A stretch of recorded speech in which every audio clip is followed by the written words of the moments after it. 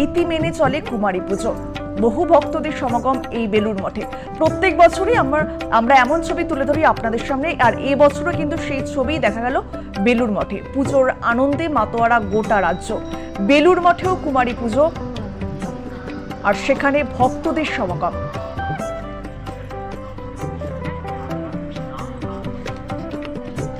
সকাল থেকেই বিভিন্ন জায়গায় কুমারী পুজো হয়। বেলুড় মঠেও কুমারী পুজোর আয়োজন করা হয়েছিল।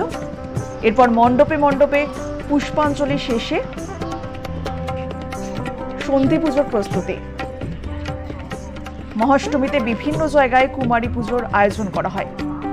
আজ দুপুরেই রয়েছে সন্ধি পুজো।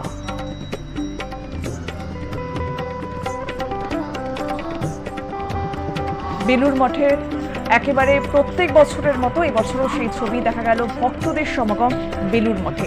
কুমারী পুজো চলছে বেলুড় মঠে।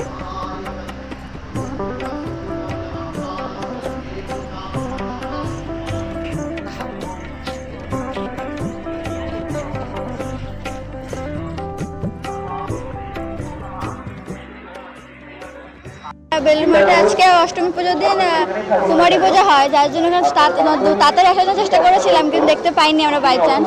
তো এমনি সব ভালো ছিল, দেখতে খুব সুন্দর লাগছে। ভিড়, প্রচুর ভিড়, অনেক ভিড়ের জন্য দেখা যায়নি আজকে। ঠিক আছে, পরের বছর তাড়াতাড়ি আসার চেষ্টা করবো।